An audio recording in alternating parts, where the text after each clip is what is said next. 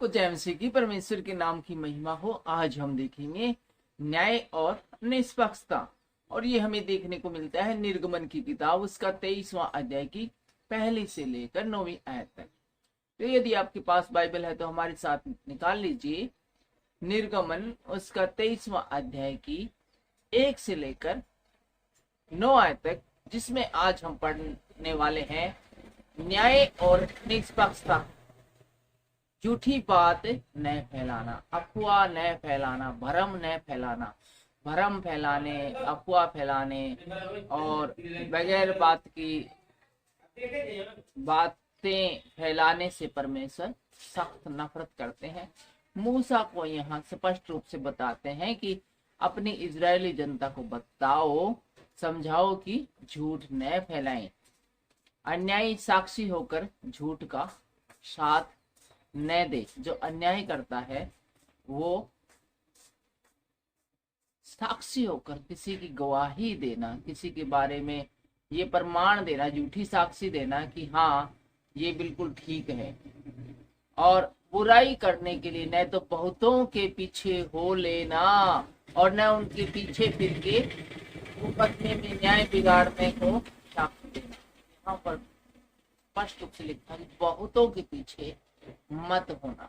बुराई करने के लिए बहुतों के पीछे मतलब मत होने लेने का मतलब है कि ज्यादातर लोग हैं वो बुराई करने के लिए एक लंबी दौड़ रहे हैं।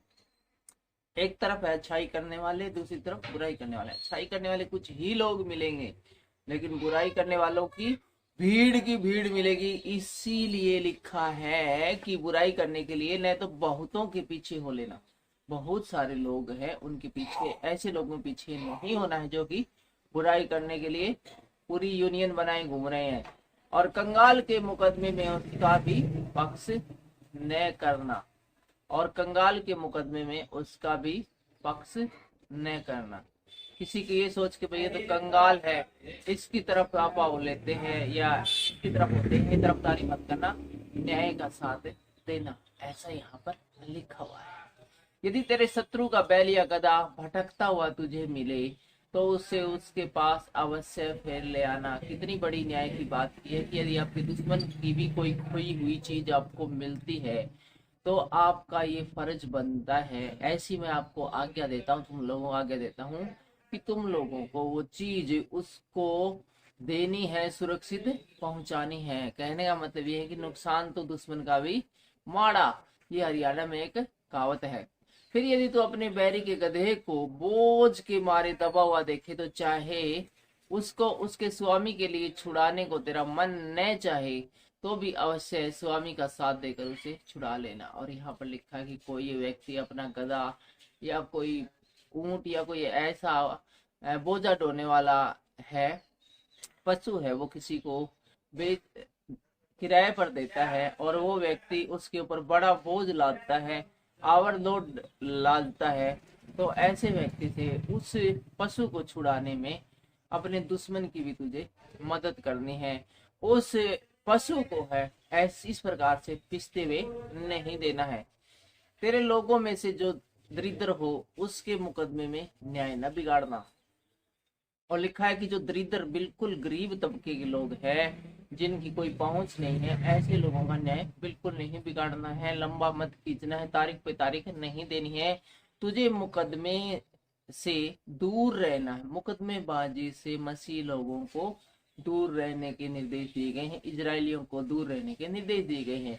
और निर्दोष और धर्मी को घात न करना। जो निर्दोष हो और धर्मी हो ऐसे व्यक्तियों को घात नहीं करना, मतलब नुकसान नहीं पहुंचाना है, उनको जान की हानि नहीं होने देनी है, क्योंकि मैं दुष्ट को निर्दोष न ठहराऊंगा।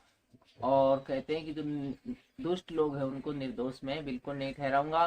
घूस न लेना, क्योंकि घूस देखने वालों को भी अंधा कर देता है और धर्मियों की बातें पलट देता है। कितने ही चाहे हम यहाँ पर बोलते रहे बाइबल में ये लिखा है, बाइबल में वो लिखा है, बाइबल ने ये निर्देश दिया है, हजारों लाखों बातों हम बाइबल में से पढ़ के सुनाएं, लेकिन एक छोटी सी घूस है, रिश्वत है, वो इस सब को ढांप देती है और जो घूस है वो अपना रंग दिखाती है। इसलिए परमेश्वर ने कहा है कि न तो रिश्वत लेना और न रिश्वत देना, परदेशी पर अंधकार न करना। और इसके अलावा जो तुम्हारे आसपास जो रिफ्यूजी रहते हैं, जो परदेशी रहते हैं, जो दूसरी जगह से आए हैं काम की तलाश में, ऐसे लोगों पर अंधेर न करना कि ये तो अकेले है और हम यहाँ के लोकल निवासी है। तुम्हें ये बातें नहीं करनी है। तुम तो परदेशी के मन की बातें जानते हो, तुम तो परदेशी मन की बातें जानते हो, मतलब तुम भी तो परदेशी थे, तुम्हारे पूर्वज भी तो परदेशी थे, क्योंकि तुम भी जिस देश में, मिस्र देश में परदेशी थे। याद दिलाते परमेश्वर की, भूलना मत कि तुम तो बहुत बड़े परदेशी थे। फिलहाल के लिए इतना ही, मिलते हैं अगले वीडियो में जिसका शीर्षक रहेगा 7वां वर्ष और 7वां दिन। सबको जय मसीह की।